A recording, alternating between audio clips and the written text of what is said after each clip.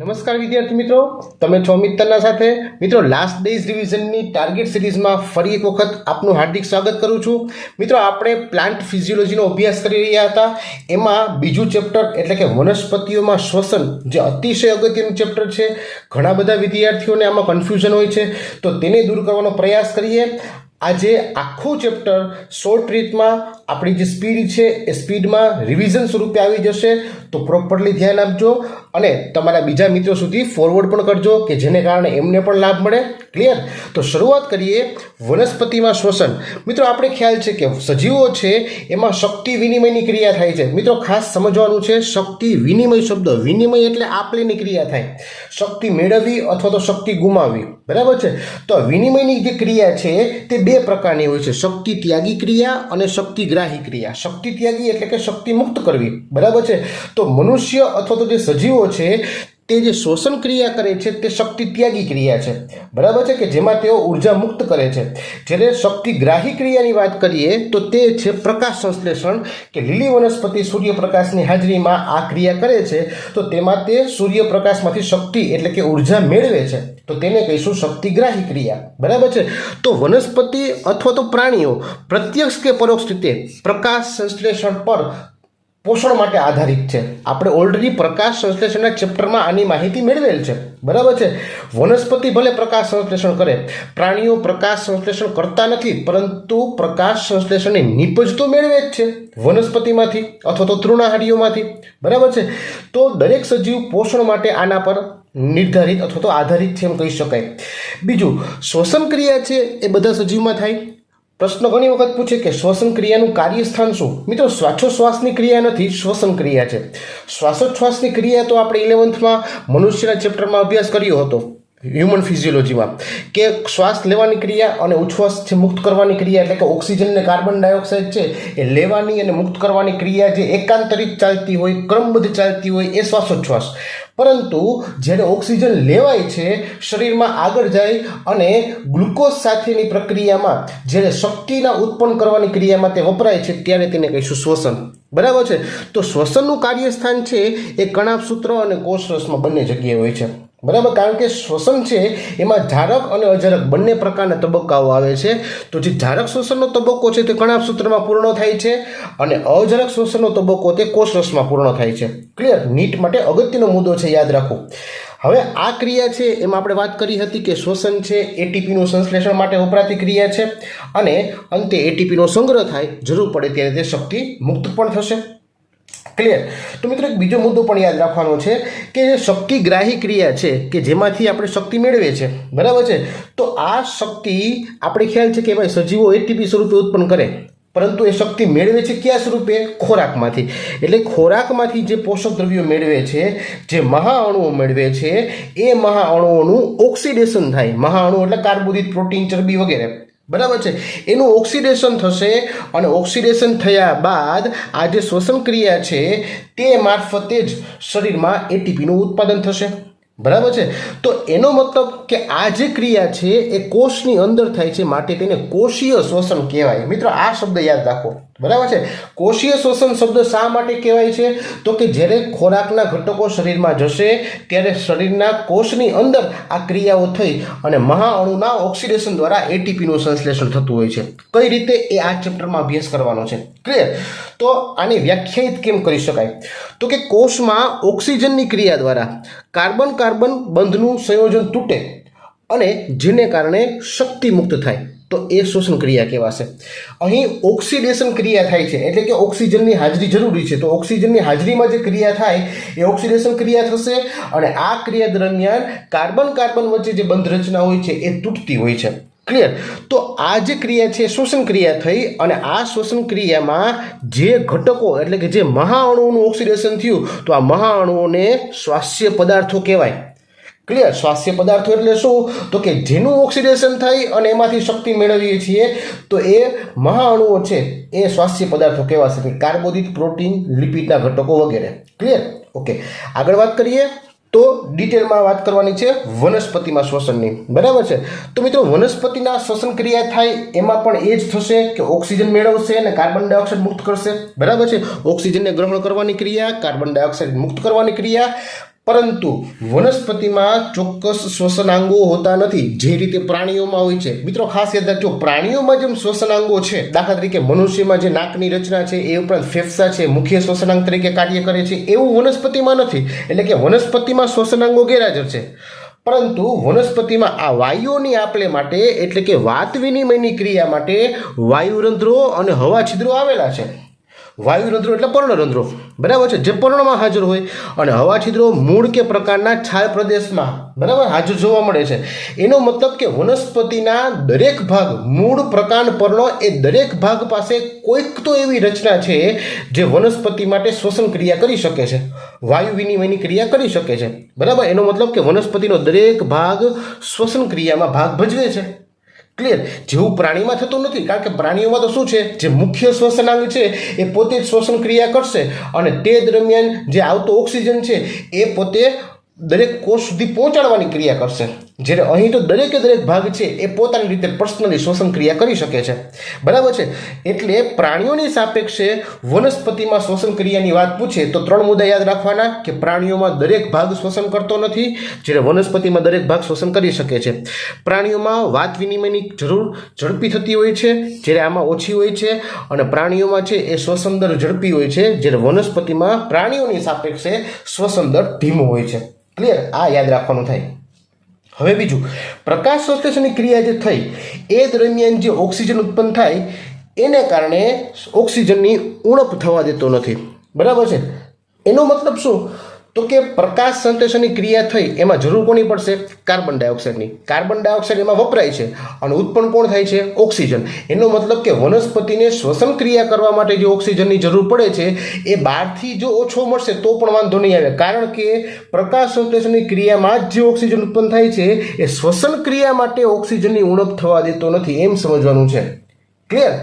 પ્રકાશ સંશ્લેષણમાં તો carbon dioxide વપરાય, અને જે ઓક્સિજન ઉત્પન્ન થાય છે એ અહીં શ્વસન ક્રિયામાં વપરાય છે. એટલે વનસ્પતિને શ્વસન ક્રિયા માટે ઓક્સિજનની ઉણપ થતી જ નથી.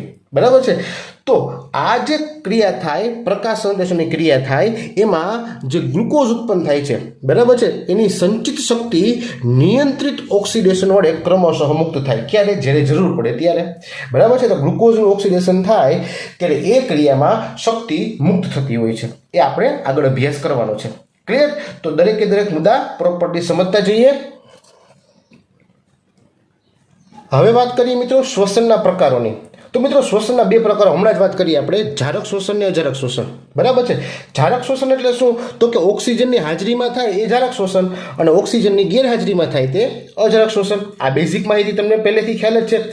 મિત્રો આ જે બંને પ્રકારો છે એમાંથી આપણે જે બાય પ્રોડક્ટ અથવા તો એની મેઇન પ્રોડક્ટ જે મેળવવાની છે એ તરફ આગળ વધીએ તો બંને ઘટકોમાં જે ગ્લુકોઝ વપરાય છે, આ બંને પ્રક્રિયાની શરૂઆતમાં તો ગ્લુકોઝ જ વપરાશે. આ ગ્લુકોઝ ગ્લાયકોલિસિસ પ્રોસેસમાં આગળ વધશે. બરાબર છે. પછી જે જારક શ્વસન હોય કે અજારક શ્વસન હોય, ગ્લાયકોલિસિસ પ્રક્રિયા તો થવી જ પડશે. અને એ ક્યાં થશે? કોષરસમાં. ખાસ યાદ રાખજો, ગ્લાયકોલિસિસ પ્રક્રિયા ક્યાં થાય? કોષરસમાં. અને કોષરસમાં ઓક્સિજનની ગેરહાજરીમાં ક્રિયા થાય. બરાબર છે. પછી ભલે જારક શ્વસન હોય, પરંતુ આ તબક્કો તો ઓક્સિજનની ગેરહાજરીમાં જ થશે. પછી જારક શ્વસન હોય કે અજારક શ્વસન હોય, એમાંથી જે ઘટકો બહાર આવે છે તો એ ઘટકો આથવણ ક્રિયામાં જશે અથવા તો ક્રેબ્સ ચક્રમાં જશે. ઘટકોમાં શું હશે? Pyruvic acid. બરાબર છે. એ આગળ ભણશું. તો ગ્લુકોઝમાંથી ગ્લાયકોલિસિસ, એમાંથી પાયરુવિક એસિડ ઉત્પન્ન થશે, અને જો એ ક્રેબ્સ ચક્રમાં દાખલ થાય તો એ ક્યાં થાય? કણાભ સૂત્રમાં. ક્રેબ્સ ચક્ર ક્યાં થશે? કણાભ સૂત્રમાં. કણાભ સૂત્રમાં શું હોય? ઓક્સિજન હાજર હોય. તો એનો મતલબ કે ઓક્સિજન આ જગ્યાએ હાજર આવી ગયો એટલે જારક શ્વસનનો તબક્કો કહેવાશે. બરાબર છે. પરંતુ જો આથવણ ક્રિયા થાય, ફર્મેન્ટેશન થાય, તો એ ક્રિયા છે એ કોષરસમાં જ થશે. એ કણાભ સૂત્રમાં થતી ક્રિયા નથી. તો આ ક્રિયા પણ કોષરસમાં થઈ, આ ક્રિયા પણ કોષરસમાં થઈ. તો બંને ક્રિયા કોષરસમાં, બંને ક્રિયામાં ઓક્સિજન ગેરહાજર. તો એના બધા જ તબક્કામાં ઓક્સિજન ગેરહાજર છે, માટે સંપૂર્ણપણે અજારક શ્વસન થયું. એનો મતલબ કે સંપૂર્ણ ક્રિયાવિધિ દરમિયાન કોઈ પણ એક તબક્કામાં, સંપૂર્ણ ક્રિયાવિધિ દરમિયાન કોઈ પણ એક તબક્કામાં જો ઓક્સિજન આવી જાય તો એને જારક શ્વસન કહેવાય. બરાબર છે. બાકીના દરેક તબક્કામાં જો ઓક્સિજન ગેરહાજર હશે તો અજારક શ્વસન કહેવાશે. બરાબર. આથવણના જે પ્રકારો છે 2 પ્રકારના, આલ્કોહોલિક આથવણ, લેક્ટિક એસિડ આથવણ. એટલે કે વનસ્પતિજન્ય માધ્યમ હોય તેમાં આલ્કોહોલિક આથવણ થાય, અને પ્રાણીજન્ય માધ્યમ હોય તો લેક્ટિક એસિડ આથવણ ક્રિયા થાય. બરાબર. પરંતુ જો ઝારક શોષણની વાતમાં આગળ વધીએ તો જે ક્રેબ્સ ચક્ર છે એ આગળ વધી અને ઓક્સિજનની હાજરીમાં જ ઓક્સિડેટિવ ફોસ્ફોરાયલેશન પ્રોસેસમાં આગળ વધશે. બરાબર છે, કે જેમાં આપણા એટીપીના સંશ્લેષણની ફાઇનલ ક્રિયાવિધિ થવાની છે. ટૂંકમાં એટીપીના સંશ્લેષણ માટેની ક્રિયાવિધિ છે શ્વસન ક્રિયા, આપણે હમણાં જ વાત કરી. બરાબર છે, જે સ્વાસ્થ્ય પદાર્થો ગ્રહણ થાય છે, આમાં શું ગ્રહણ થશે? સ્વાસ્થ્ય પદાર્થોમાંથી ગ્લુકોઝ. તો એ સ્વાસ્થ્ય પદાર્થો ગ્રહણ થઈ આગળ વધશે, પછી ઝારક શોષણ હોય કે અજારક શોષણ હોય, અંતે કાર્ય શું કરવાનું છે? એટીપીનું સંશ્લેષણ. બરાબર છે. ઝારક શોષણમાં 36 એટીપી ઉત્પન્ન થાય અને અજારકમાં 2 ઉત્પન્ન થશે. બરાબર છે, આ ડિફરન્સ એક યાદ રાખવાનો. નેક્સ્ટ આગળ વાત કરીએ તો ગ્લાયકોલિસિસ પ્રક્રિયા છે. બરાબર, સમજો ગ્લુકોઝનું ઓક્સિડેશન થાય છે પણ ઓક્સિજનની મદદ વગર. શું કામ? ગ્લાયકોલિસિસ છે. આપણે હમણાં વાત કરી ઓક્સિજન ગેરહાજર છે. બરાબર, તો ઓક્સિજન ગેરહાજર તો ઓક્સિજનની મદદ વગર થતું આંશિક વિઘટન તો ઓક્સિડેશન, અને બનશે શું? Pyruvic acid. એ હમણાં અહીં આપણે વાત કરી તે. બરાબર, તો ગ્લુકોઝમાંથી ગ્લાયકોલિસિસ પ્રક્રિયાને અંતે પાયરુવિક એસિડ બને. ક્લિયર? ઓકે, આગળ વાત કરીએ તો ગ્લાયકોલિસિસ પ્રક્રિયા. મિત્રો બહુ અગત્યનો મુદ્દો છે, એકદમ ટુ ધ પોઈન્ટ વ્યવસ્થિત સમજાવી દઉં છું. પ્રોપરલી સમજી લેજો. એક વખત વ્યવસ્થિત સમજી લેશો એટલે આપોઆપ આખી ક્રિયાવિધિ તમને સમજાઈ જશે, આવડી જશે. પછી બીજી વખત માત્ર રિફર જ કરવાની રહેશે. બરાબર છે, બાકી એક વખત પ્રોપરલી સમજી લ્યો એટલે તમારે પરીક્ષામાં યાદ જ આવી જશે. ક્લિયર? ઓકે, તો ગ્લાયકોલિસિસ પ્રક્રિયા છે તે કોષના આધારક વિસ્તારમાં થાય. મિત્રો ફરીથી કોષનો આધારક એટલે કોષરસ. હમણાં આપણે વાત કરી તે ગ્લાયકોલિસિસ ક્યાં થાય? કોષરસમાં, ઓક્સિજનની ગેરહાજરીમાં. બરાબર છે. ઝારક અને અજારક બંનેનો શરૂઆતનો તબક્કો હમણાં વાત કરી. ઝારકમાંથી પણ આવશે ગ્લુકોઝ તો ગ્લાયકોલિસિસમાં આવવું પડશે, અને અજારકમાંથી આવશે તો પણ ગ્લાયકોલિસિસમાંથી આગળ વધવું પડશે. તો ગ્લાયકોલિસિસનો શબ્દ સમજીએ પહેલાં તો ગ્લાયકોઝ એટલે શર્કરા, ગ્લુકોઝ, લિસિસ એટલે તૂટવું, લાઇસિસ થવું, વિઘટન થવું. બરાબર છે, તો ગ્લુકોઝનું વિઘટન, શર્કરાનું વિઘટન તો ગ્લાયકોલિસિસ. આની વાત એમ્બેડન, મેયરહોફ અને પરનાસ આ સાયન્ટિસ્ટે માહિતી આપેલ હતી. ગ્લાયકોલિસિસ જે પથ છે, આખી જે ક્રિયાવિધિ છે એની માહિતી એમ્બેડન, મેયરહોફ અને પરનાસ આપી હતી. માટે તેને ઈએમપી પાથવે, ઈએમપી પથ પણ કહેવાય. બરાબર છે, તો ગ્લાયકોલિસિસ પ્રક્રિયાનું બીજું નામ યાદ રાખવું, ઈએમપી પાથ અથવા તો એમ્બેડન, મેયરહોફ, પરનાસ પાથવે. બરાબર છે. મિત્રો પ્રકાશ સંશ્લેષણની જે ક્રિયા થાય, આ મુદ્દો ખાસ સમજવાનો છે. પ્રકાશ સંશ્લેષણની જે ક્રિયા થાય છે એ ક્રિયા દરમિયાન શરૂઆતમાં સુક્રોઝ ઉત્પન્ન થાય છે. હકીકતમાં સુક્રોઝ છે ને એનું ઇન્વર્ટેઝ અથવા તો સુક્રેઝ મારફતે ગ્લુકોઝ અને ફ્રુક્ટોઝમાં રૂપાંતર પણ થતું હોય છે. બરાબર છે, એટલે જે સ્ટાર્ચ જે છે એ સ્ટાર્ચ તો સંગ્રહિત ખોરાક થયો, પરંતુ જે સુક્રોઝ છે એ પ્રકારનો ખોરાક છે કે જે ખાસ કરીને ગ્લુકોઝ કે ફ્રુક્ટોઝના સમન્વયથી બનતી રચના હોય છે. અથવા એમ કહી શકીએ કે સુક્રોઝના જળ વિભાજનથી ગ્લુકોઝ અને ફ્રુક્ટોઝ ઉત્પન્ન થાય છે. એ તમે 11th-ના 9th ચેપ્ટરમાં અભ્યાસ કર્યો હશે. બરાબર છે, જૈવિક અણુઓમાં. તો આ જે ગ્લુકોઝ અને ફ્રુક્ટોઝ બને છે તે ગ્લાયકોલાઇટિક પથમાં પ્રવેશ પામે. એટલે ગ્લાયકોલિસિસ પ્રક્રિયામાં પ્રવેશ કોણ પામશે? ગ્લુકોઝ. બરાબર છે, તો એનો મતલબ યાદ રાખો કે વનસ્પતિમાં પ્રકાશ સંશ્લેષણની ક્રિયાના અંતે જે નિપજ પ્રાપ્ત થાય છે, જે ગ્લુકોઝ પ્રાપ્ત થાય છે એ ગ્લાયકોલિસિસમાં પ્રવેશે. બરાબર છે, તો સૌપ્રથમ આપણે ગ્લાયકોલિસિસની ક્રિયાવિધિ સમજીએ. જે બાજુમાં તમને ચાર્ટ આપેલ છે ઇમેજમાં તેનો અભ્યાસ કરીએ. સૌપ્રથમ ગ્લુકોઝ છે એ આ પ્રક્રિયામાં આગળ વધે છે. આ પ્રક્રિયામાં ગ્લુકોઝ હેક્ઝોકાઇનેઝ ઉત્સેચકની હાજરીમાં એટીપી પાસેથી એક ફોસ્ફેટ લેશે, એટલે કે એક એટીપીનો અણુ વપરાય છે અને ગ્લુકોઝ 6 ફોસ્ફેટ બને, એટલે ગ્લુકોઝના છઠ્ઠા કાર્બને ફોસ્ફેટ જોડાય. બરાબર છે, ત્યારબાદ તેમાંથી ફ્રુક્ટોઝ 6 ફોસ્ફેટની રચના થાય. બરાબર, અને ફરી એક વખત એટીપી વપરાશે અને ફ્રુક્ટોઝ 1,6 બાયફોસ્ફેટ બને, એટલે કે ફ્રુક્ટોઝના પહેલા અને છેલ્લા કાર્બને એક ફોસ્ફેટ જોડાય છે. ત્યારબાદ આ 6 કાર્બનવાળો ફ્રુક્ટોઝ 1,6 બાયફોસ્ફેટ છે તેનું વિભાજન થશે અને 3 કાર્બનવાળા 2 ઘટકો બને, DHAP અને PGAL. DHAP એટલે ડાયહાઇડ્રોક્સી એસિટોન ફોસ્ફેટ અને PGAL એટલે ફોસ્ફોગ્લિસરાલ્ડિહાઇડ. આ બંને ઘટકો જે 3 કાર્બનવાળા છે તે એકબીજામાં ઇન્ટરકન્વર્ટિબલ છે, એટલે કે એકબીજામાં રૂપાંતરિત થઈ શકે છે. પરંતુ આગળ પ્રક્રિયા કરવા માટે આપણા જવાબદાર કોણ છે? PGAL. એટલે DHAP છે તે PGAL એટલે કે ફોસ્ફોગ્લિસરાલ્ડિહાઇડમાં રૂપાંતરિત થશે, એટલે ફોસ્ફોગ્લિસરાલ્ડિહાઇડના 2 અણુ બનશે. આ બંને અણુઓ આગળ ક્રિયાવિધિમાં વધે અને તેમાંથી સૌપ્રથમ બનશે 1,3 બાયફોસ્ફોગ્લિસરિક એસિડ. જે 3 કાર્બનવાળો ઘટક છે એના 2 અણુ બન્યા. બરાબર, ઓકે. આ પ્રક્રિયા દરમિયાન મિત્રો ખાસ યાદ રાખવાનું છે કે 2H+ અને 2 ઇલેક્ટ્રોન મુક્ત થાય, અને આ જે 2H+ મુક્ત થાય છે એ NAD સાથે પ્રક્રિયા કરી અને 2NADH2 બનાવે. આ તમારે છેક સુધી યાદ રાખવાનું છે, કારણ કે આપણે જ્યારે એટીપી સંશ્લેષણની વાત કરીશું ત્યારે આ NADH2 છે એની ગણતરી કામ કરવાની થશે. બરાબર છે. તો એનું ગણતરી કામ જે છે એ આપણને એટીપીના સંશ્લેષણમાં મદદરૂપ થવાનું છે, માટે આપણે તેને છેક સુધી યાદ રાખવાનું છે. NADH2 ને કેટલા અણુ? 2. ઓકે, આગળ વાત. મુખ્ય પથમાં આગળ વધીએ તો 1,3 બાયફોસ્ફોગ્લિસરિક એસિડમાંથી ફરીથી એટીપીના 2 અણુઓ છે એ ઉત્પન્ન થશે. અહીં ઉત્પન્ન થાય છે, ખાસ સમજજો. અને તેમાંથી 3 ફોસ્ફોગ્લિસરિક એસિડ, ત્યારબાદ 2 ફોસ્ફોગ્લિસરિક એસિડ, એમાંથી પાણી મુક્ત થઈને ફોસ્ફોઇનોલ પાયરુવિક એસિડ અને અંતે પાયરુવિક એસિડના 2 અણુ મળે તો ફરીથી ત્યાં પણ એટીપીના 2 અણુ ઉત્પન્ન થાય. એનો મતલબ કે ગ્લાયકોલિસિસ પથમાં અંતે પાયરુવિક એસિડના 2 અણુ મળે છે. બરાબર છે. અને પાયરુવિક એસિડના 2 અણુ મળવાની સાથે સાથે આપણને ટોટલ એટીપી કેટલા મળ્યા? 4 એટીપી. ઉપલા પથમાં વપરાણા કેટલા એટીપી? 2 એટીપી. એટલે કે ઉપર જે ફોસ્ફોરીકરણ છે એમાં 2 એટીપી વપરાણા, વિફોસ્ફોરીકરણમાં 4 એટીપી ઉત્પન્ન થયા. તો એટીપીની કુલ સંખ્યા કેટલી મળી કહેવાય? 2. 2 વપરાઈ ગયા, 4 ઉત્પન્ન થયા એમાંથી. તો બરાબર. તો કુલ આપણને 2 એટીપી પ્રાપ્ત થયા અને 2 NADH2 અણુ પ્રાપ્ત થયા અને 2 પાયરુવિક એસિડ તો છે જ. ક્લિયર? ઓકે, હવે આ જે પ્રક્રિયા છે એને આપણે અહીં સમજીએ. બરાબર. જો ગ્લુકોઝ એટલે C6H12O6 ગ્લાયકોલિસિસ પ્રક્રિયામાં પાયરુવિક એસિડ મળ્યું. બરાબર. 2 અણુ CH3COCOOH, 2 એટીપી મળ્યા અને 2 NADPH2. બરાબર. તો આ આખી પ્રક્રિયા ઓલી પ્રક્રિયાનું હાર્દ કહી શકાય, કારણ કે ઓમાં આપણે જે ગણતરી કરી એટીપીની એ અહીંયા 2 એટીપી આવી ગયા, 2 NADH2 આવી ગયા. હવે આ જે પાયરુવિક એસિડ છે ને એનું ચયાપચય આગળ થાય. કેવી રીતે? કોષની આવશ્યકતા પ્રમાણે. કયા પ્રકારનો કોષ છે, કોષને કયા પ્રકારની આવશ્યકતા છે એ પ્રમાણેનું ચયાપચય કરે. બરાબર. 3 રીતે થાય: લેક્ટિક એસિડ આથવણ, આલ્કોહોલિક આથવણ અથવા તો જારક શોષણ. બરાબર. તો આ 2 અજારક શોષણના ઘટકો આ જારક શોષણમાં જાય. ક્લિયર? ડિટેલમાં બધાને સમજવાના છે. શરૂઆત કરીએ તો પહેલા આથવણની બંને ક્રિયા એટલે કે અજરાક શોષણ લઈ લઈએ. બરાબર છે. તો ઓક્સિજનની ગેરહાજરીમાં થતી ક્રિયા છે, કોષના આધારકમાં એટલે કે કોષરસમાં થતી ક્રિયા છે. ઓક્સિજનની ગેરહાજરીમાં ગ્લુકોઝના અણુનું અપૂર્ણ વિઘટન થાય. જો સમજો, ઓક્સિજનની ગેરહાજરીમાં થાય છે, અપૂર્ણ વિઘટન થાય છે અને એને કારણે કાર્બન ડાયોક્સાઇડ અને ઇથેનોલનું સંયોજન મળે અથવા તો લેક્ટિક એસિડ મળે. બરાબર, સમજો ખાસ. જો વનસ્પતિજન્ય માધ્યમ હશે તો તેમાંથી આપણને ઇથેનોલ અને કાર્બન ડાયોક્સાઇડનું ગ્રુપ મળશે, અને જો પ્રાણીજન્ય માધ્યમ હશે તો લેક્ટિક એસિડ મળશે, અને બંનેમાંથી થોડી થોડી શક્તિ પ્રાપ્ત થશે. કઈ રીતે? આખી પ્રક્રિયા સમજીએ. હવે જ્યારે ગ્લુકોઝ છે એ ગ્લાયકોલિસિસ પ્રક્રિયામાં આગળ વધશે અને અંતે 2 પાયરુવિક એસિડ અણુ મળ્યા.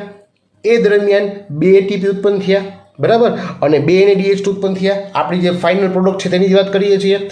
હવે જ્યારે ઓક્સિજન ગેરહાજર હોય તો આ પાયરુવિક એસિડના અણુઓ છે તે વનસ્પતિજન્ય માધ્યમમાં પણ આગળ વધી શકે અને પ્રાણીજન્ય માધ્યમમાં પણ આગળ વધી શકે. જો વનસ્પતિજન્ય માધ્યમમાં આગળ વધશે તો એસિટાઇલડિહાઇડ બનાવશે અને અંતે એમાંથી ઇથેનોલ અને NAD બનશે. જો પ્રાણીજન્ય માધ્યમમાં આગળ વધશે તો લેક્ટિક એસિડની NAD બનશે. એનો મતલબ એવો થયો કે વનસ્પતિજન્ય માધ્યમ હોય કે પ્રાણીજન્ય માધ્યમ હોય, બંનેમાં આથવણ ક્રિયા થાય. વનસ્પતિજન્ય માધ્યમ હોય તો આલ્કોહોલિક આથવણ કહેવાય, પ્રાણીજન્ય માધ્યમ હોય તો લેક્ટિક એસિડ આથવણ ક્રિયા કહેવાય. આ ક્રિયા ક્યાં થાય? મિત્રો, નીટ માટે અગત્યનો મુદ્દો છે, ખાસ સમજો. આલ્કોહોલિક આથવણ ક્યાં થાય? તો કે યીસ્ટ અને અંતઃપરોપજીવી જેવા સજીવોમાં થઈ શકે, જ્યારે લેક્ટિક એસિડ આથવણ છે તે પ્રાણીના સ્નાયુ કોષોમાં અને બેક્ટેરિયામાં થતી જોવા મળે. આના ઉત્સેચકો ઘણી વખત પૂછાય છે. પાયરુવિક એસિડમાંથી એસિટાઇલડિહાઇડ બનાવવાની ક્રિયા અને એમાંથી ઇથેનોલ બનાવવાની ક્રિયા, એમાં જે ઉત્સેચકો વપરાય છે તે પાયરુવિક એસિડ ડીકાર્બોક્સાઇલેઝ અને એસિટાઇલડિહાઇડ આલ્કોહોલ ડિહાઇડ્રોજિનેઝ. આ 2 નામ યાદ રાખવાના. જ્યારે પાયરુવિક એસિડમાંથી લેક્ટિક એસિડ આથવણ ક્રિયા થતી હોય ત્યારે લેક્ટિક એસિડ ડિહાઇડ્રોજિનેઝ વપરાય.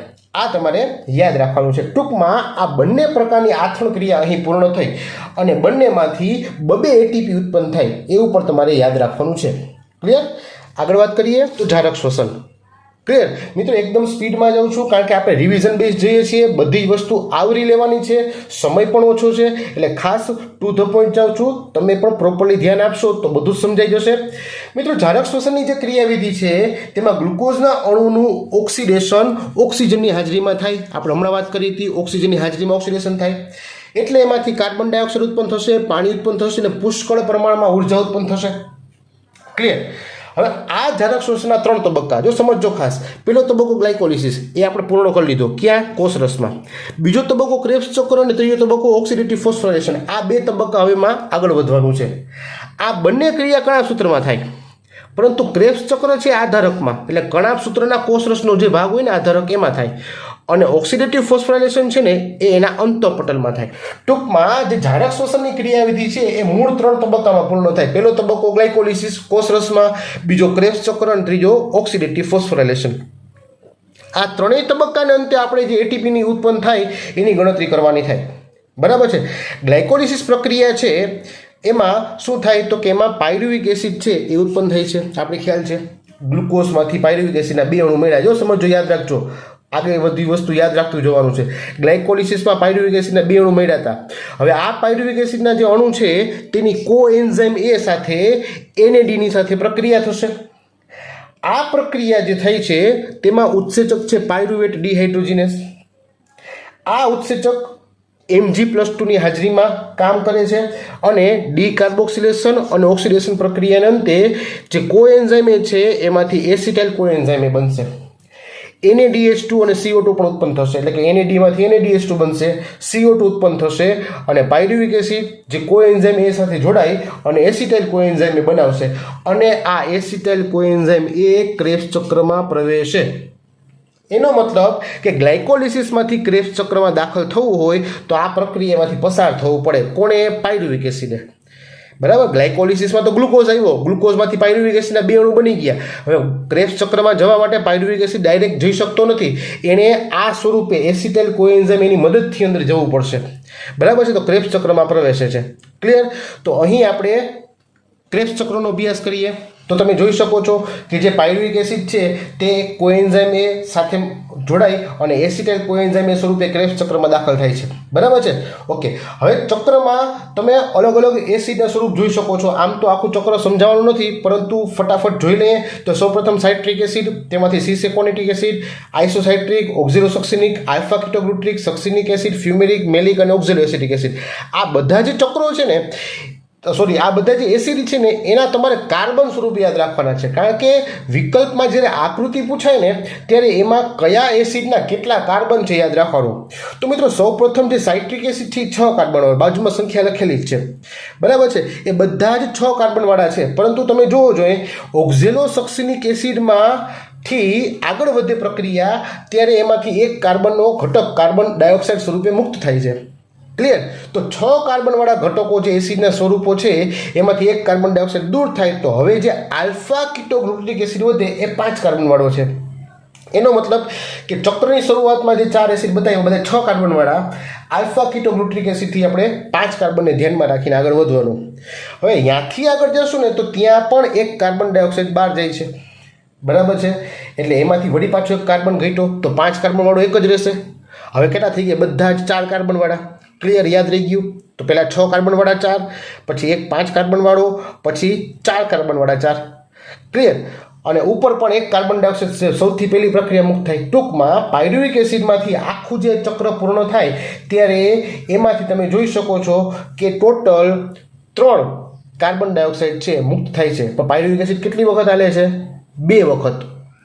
બરાબર. પાયરુવિક એસિડ કેટલી વખત ઉપયોગમાં આવે છે? 2 વખત. તો ચક્ર કેટલી વાર ચાલશે? 2 વખત. ચક્ર 2 વખત ચાલે તો એનો મતલબ એવો થયો કે ટોટલ 6 વખત કાર્બન ડાયોક્સાઇડ ઉત્પન્ન થાય. ક્લિયર? ઓકે. હવે મિત્રો આ ચક્રમાં આગળ વધીએ એ પહેલાં આ મુદ્દો ફરીથી યાદ કરી લઈએ. હમણાં જે મુદ્દો સમજ્યા તે આપણે કે ક્રેબ્સ ચક્ર છે એનું બીજું નામ આપણે યાદ રાખવાનું થાય તો તે છે TCA ચક્ર, એટલે કે ટ્રાય કાર્બોક્સિલિક એસિડ ચક્ર. બરાબર. અથવા એને સાઇટ્રિક એસિડ ચક્ર પણ કહેવાય, કારણ કે એમાં જે ઉત્પન્ન થતી પહેલી નિપજ છે એ શું છે? Citric acid. બરાબર છે. પાયરુવિક એસિડના 2 અણુ ભાગ લે છે, માટે ચક્ર 2 વખત ચાલે એ સમજવા માટે ફરીથી આપણે આ મુદ્દામાં આવ્યા છીએ. બરાબર છે. ઉત્પન્ન કેટલા થયા કાર્બન ડાયોક્સાઇડ? 6. બરાબર. આ યાદ રાખવાનું. હવે ફરીથી ચક્રમાં જોઈએ. હવે ચક્રમાં તમે જુઓ છો એટીપી ક્યાં ઉત્પન્ન થાય છે? આ નીચે એક જ જગ્યાએ, એટલે કે આલ્ફા કીટોગ્લુટ્રિક એસિડમાંથી સક્સિનિક એસિડમાં જાય ત્યારે એમાંથી એક એટીપી ઉત્પન્ન થાય. પણ ચક્ર કેટલી વખત ચાલે છે? 2 વખત. માટે એટીપી કેટલા ઉત્પન્ન થયા? 2. તો અહીં નિપજની ગણતરી સાથે કરતા જઈએ આપણે. બરાબર છે। હવે વાત કરીએ NaDH2ની। તો મિત્રો અહીં તમે જોઈ શકો છો કે જે સૌથી પહેલો ઘટક છે એમાં 2H+ ઉત્પન્ન થાય, ત્યાં NADમાંથી NaDH2 ઉત્પન્ન થાય, ત્યારબાદ આઇસોસાઇટ્રિક એસિડમાંથી પણ NaDH2 ઉત્પન્ન થાય, ત્યારબાદ જે આલ્ફા કીટોગ્લુટ્રિક એસિડમાંથી 2H+ ઉત્પન્ન થાય ત્યાં પણ NaDH2 ઉત્પન્ન થાય, અને અંતે મેલિક એસિડના સમયે પણ NaDH2 ઉત્પન્ન થાય। ટોટલ NaDH2 4 જગ્યાએ ઉત્પન્ન થશે, બરાબર છે। અને ચક્ર 2 વખત ચાલે, તો કેટલી વખત થયું? 8 વખત। અને જ્યારે સક્સિનિક એસિડમાંથી ફ્યુમિરિક એસિડ બને ત્યાં જે 2H+ છે એ FAD સાથે પ્રક્રિયા કરે અને FADH2 ઉત્પન્ન કરે। એનો મતલબ કે એક જગ્યાએ FAD છે FADH2ના ઉત્પાદનમાં કામ આવે છે। એનો મતલબ કે ચક્ર 2 વખત ચાલે તો 2 વખત FADH2 ઉત્પન્ન થાય। ક્લિયર? આખું ચક્ર યાદ નથી રાખવાનું, આપણે મુદ્દા યાદ રાખવાના છે કે આખું ચક્ર જ્યારે ચાલે છે ત્યારે પાયરુવિક એસિડનું એક અણુ વપરાય। હવે પાયરુવિક એસિડના તો ઉત્પન્ન થયા 2 અણુ, તો 2 અણુ છે એ 2 વખત ચક્ર ચલાવશે અને એમાંથી આટલા ઘટકો ઉત્પન્ન થાય। આપણે આ યાદ રાખવાનું છે। કાર્બન ડાયોક્સાઇડના 6 અણુ, ATPના 2 અણુ, NaDH2ના 8 અને FADH2ના 2। ઓકે, આગળ વધીએ। તો ત્રીજો તબક્કો એટલે ઓક્સિડેટિવ ફોસ્ફોરાયલેશન એટલે કે ETS, ઇલેક્ટ્રોન ટ્રાન્સપોર્ટ સિસ્ટમ અથવા તો વિજાણુ પરિવહન તંત્ર। મિત્રો આ જે પ્રક્રિયા છે તે ચયાપચયિક પથમાં ઇલેક્ટ્રોનનું વહન કરવાની પ્રક્રિયા છે। એટલે કે એક વાહકમાંથી બીજા વાહકમાં ઇલેક્ટ્રોન પસાર થાય। ક્યાં થાય? તો કે કણાભ સૂત્રના અંતઃપટલમાં ક્રિસ્ટી સામે, બરાબર છે। એ આપણે આકૃતિમાં સમજશું। સૌપ્રથમ કારણ સમજીએ શું કામ આ ક્રિયા થવી જરૂરી છે। તો કે ભાઈ ક્રેબ્સ ચક્ર દરમિયાન જે NaDH2 ને FADH2 ઉત્પન્ન થયા, આપણે આગળ વાત કરીને ગ્લાયકોલિસિસમાં યાદ કરો, એક વખત NaDH2 ઉત્પન્ન થયું હતું, અને ક્રેબ્સ ચક્રમાં પણ NaDH2ના 8 અણુ અને FADH2ના 2। આ જે અણુ ઉત્પન્ન થાય છે એની મદદથી આપણે ATP બનાવવાનું છે, બરાબર છે। NaDH2 ને FADH2 ની મદદથી આ ATP બનશે એટલે ફોસ્ફોરીકરણની ક્રિયા થઈ કહેવાશે, ઓક્સિડેશનમાં શક્તિ ઉત્પન્ન થાય, એટલા માટે આને ઓક્સિડેટિવ ફોસ્ફોરાયલેશન પણ કહેવાય, બરાબર છે। સમજો, ઓક્સિડેટિવ ફોસ્ફોરાયલેશન શું કામ કહેવાય છે? તો કે ફોસ્ફોરણીકરણ ક્રિયા થાય અને ઓક્સિડેશન દ્વારા શક્તિ ઉત્પન્ન થાય છે, એટલા માટે। હવે આખી પાથવે છે ને એની ક્રિયાવિધિ મેં નાનકડી શોર્ટમાં સમજાવેલ છે, બરાબર। ટેક્સ્ટ બુકમાં તમને આકૃતિ આપેલ જ છે, પરંતુ આપણે યાદ રાખવા માટે અહીં શોર્ટ ટ્રીક આપેલ છે। સૌપ્રથમ NaDH2 છે એ પોતે ઇલેક્ટ્રોન આપશે અને NADP રિડક્ટેઝની હાજરીમાં યુબિક્વિનોનમાં રૂપાંતરિત થશે, બરાબર છે, અને AD ઉત્પન્ન થશે।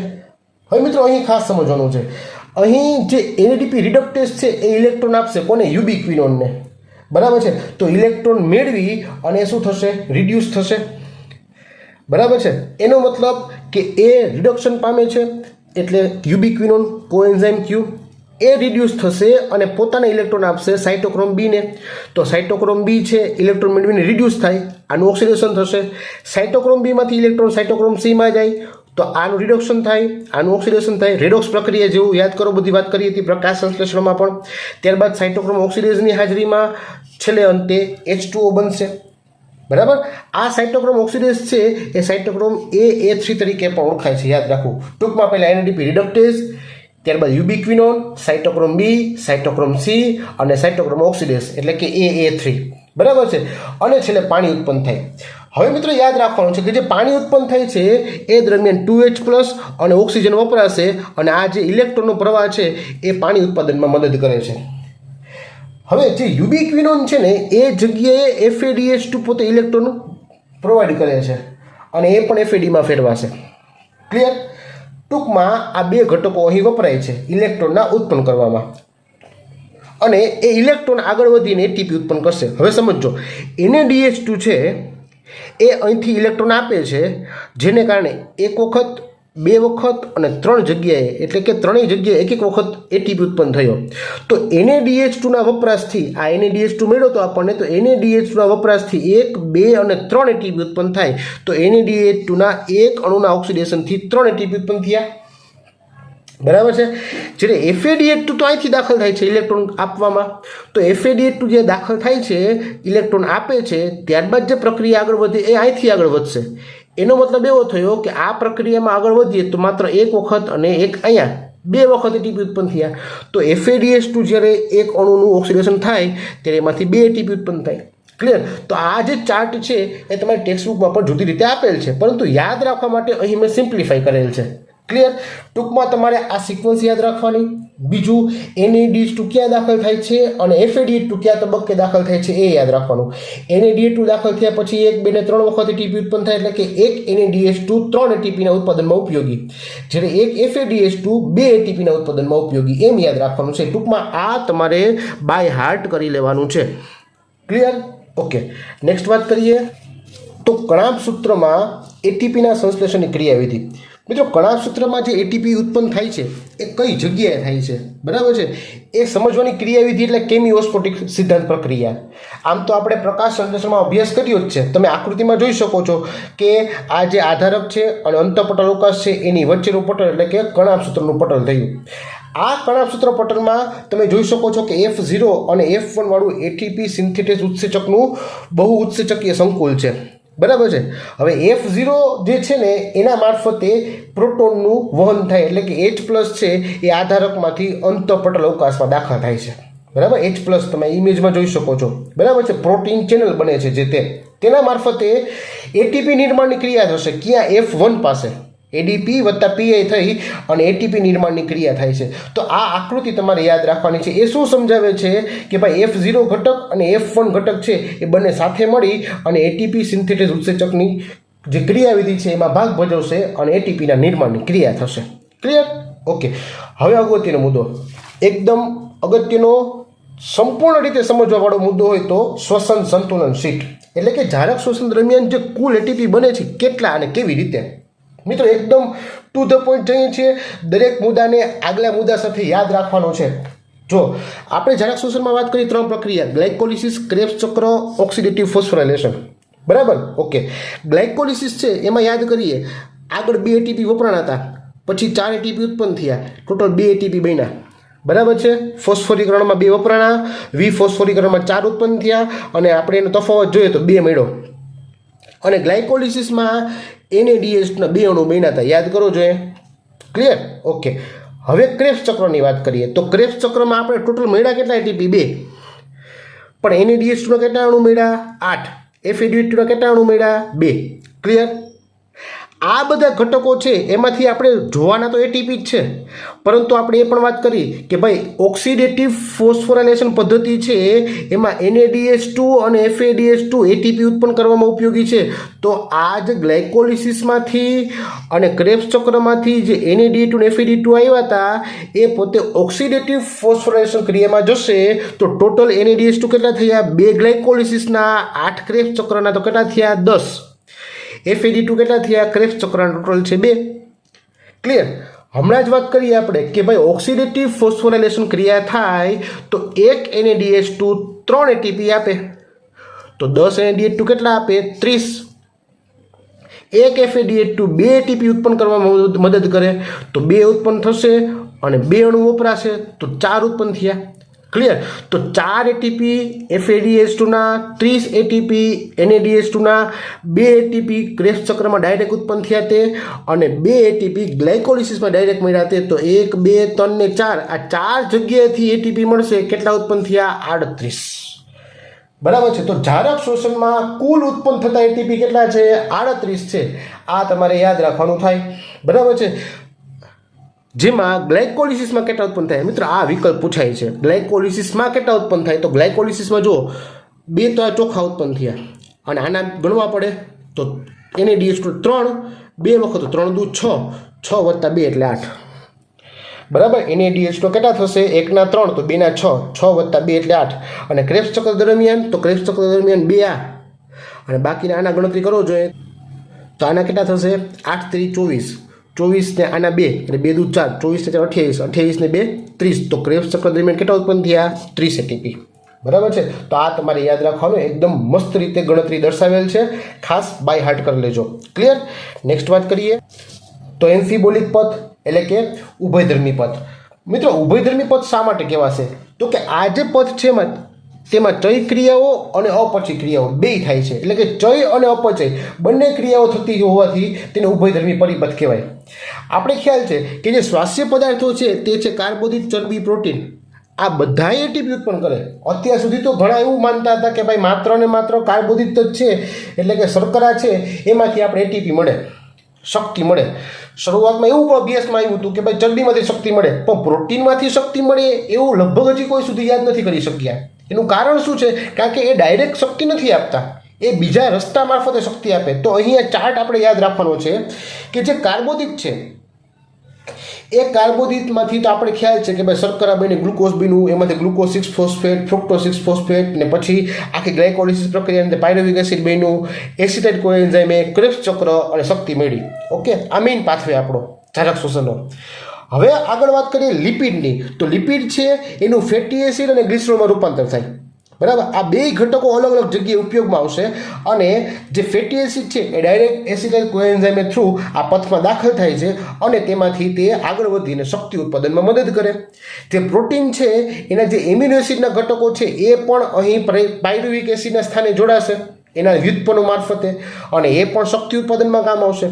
એનો મતલબ એવો થયો કે આ દરેકે દરેક ઘટકો છે, જે સ્વાસ્થ્ય પદાર્થો છે, જે મહાણુઓ છે, તે શક્તિ ઉત્પન્ન કરવાની ક્રિયામાં આ જગ્યાએ મદદરૂપ થતા હોય છે. બરાબર છે? ક્લિયર? ઓકે. અને છેલ્લે વાત કરીએ શ્વસનાંકની. તો મિત્રો જે શ્વસનાંક છે એનો મતલબ શું? તો શ્વસનાંક એટલે શ્વસનની ક્રિયા દરમિયાન જે મુક્ત થતા CO2 અને O2 એનો ગુણોત્તર લેવાનો થાય. ગુણોત્તર કોનો? કાર્બન ડાયોક્સાઇડ અને ઓક્સિજનનો. જો સમજો, સૂત્ર ખાસ યાદ રાખજો, RQ. બરાબર, શ્વસનાંક એટલે RQ થી દર્શાવશું રેસ્પિરેટરી ક્વોશન્ટ. શ્વસન ક્રિયા દરમિયાન ઉદ્ભવતો કાર્બન ડાયોક્સાઇડ અને એના છેદમાં લખશું શ્વસનમાં વપરાતો ઓક્સિજન. જે કાર્બોદિત છે, જો સમજો સૂત્ર લખીએ આપણે C6H12O6 ગ્લુકોઝ. બરાબર છે, 6 ઓક્સિજન વપરાય એ દરમિયાન 6 કાર્બન ડાયોક્સાઇડ, 6 પાણીના અણુ અને ઉર્જા ઉત્પન્ન થાય. પ્રકાશ સંશ્લેષણની વિરુદ્ધની ક્રિયા થઈ. બરાબર. હવે જો કાર્બન ડાયોક્સાઇડ કેટલા છે? 6. ઓક્સિજન કેટલા લખવાના? 6. એક ઉત્પન્ન થયો, તો કાર્બોદિતનો શ્વસનાંક 1. એવી રીતે ચરબીની વાત કરીએ તો ફેટી એસિડ છે એ ટ્રાયપામિટીન સ્વરૂપે લેવાય છે. આ યાદ રાખવું મિત્રો, વિકલ્પમાં અગત્યનો મુદ્દો છે, પૂછાયો છે. ટ્રાયપામિટીન સ્વરૂપે શોષાય. બરાબર છે. અને આ ટ્રાયપામિટીન એટલે C51H98O6, અને એમાં 145 ઓક્સિજનની હાજરીમાં 102 કાર્બન ડાયોક્સાઇડના અણુ, 98 પાણીના અણુ અને શક્તિ ઉત્પન્ન થાય. તો એનો RQ કેટલો થાય? તો કે 102/145 0.7. તો ચરબીનો કેટલો થયો? 1 થી ઓછો. બરાબર. સ્પેસિફિકલી ટ્રાયપામિટીનની વાત કરીએ તો 0.7. અને પ્રોટીનનો કેટલો મળશે? એ પણ 1 થી ઓછો 0.9. ક્લિયર? તો કાર્બોદિતનો શ્વસનાંક 1, ચરબીનો અને પ્રોટીનનો 1 થી ઓછો. સ્પેસિફિક વાત કરીએ તો ચરબીનો 0.7 ને પ્રોટીનનો 0.9. ક્લિયર? મિત્રો ખાસ યાદ રાખજો, સજીવોમાં જ્યારે સ્વાસ્થ્ય પદાર્થો એક કરતાં વધુ હોય, એટલે કે કાર્બોદિત પણ લેતા હોય, ચરબી પણ લેતા હોય, પ્રોટીન પણ લેતા હોય, તો 1 થી વધુ સ્વાસ્થ્ય પદાર્થો હોય, તો દરેક સ્વાસ્થ્ય પદાર્થો પૈકી જે શુદ્ધ પ્રોટીન કે જે ચરબી છે તે ક્યારેય ઉપયોગમાં આવતા નથી, સ્વાસ્થ્ય પદાર્થ તરીકે ઉપયોગમાં આવતા નથી. બરાબર છે? આ મુદ્દો ખાસ તમારે યાદ રાખી અને આ ચેપ્ટરને આ રીતે તમારે તૈયાર કરવાનું છે. ક્લિયર મિત્રો? ટુ ધ પોઈન્ટ ગયો છું, દરેક મુદ્દાને આવરી લેવાનો પ્રયાસ કર્યો છે. આશા રાખું બધું જ સમજાઈ ગયું હશે. છતાં કોઈ મુદ્દો ન સમજાયો હોય, થોડુંક ટફ હશે, લાગી શકે એવું ટોપિક છે. બરાબર છે? તો તમે મને ગમે ત્યારે પૂછી શકો છો. નેક્સ્ટ ટોપિકમાં નવા વિડીયો સાથે મળીશું. ત્યાં સુધી વાંચતા રહેજો, તૈયારી કરજો. જય હિન્દ.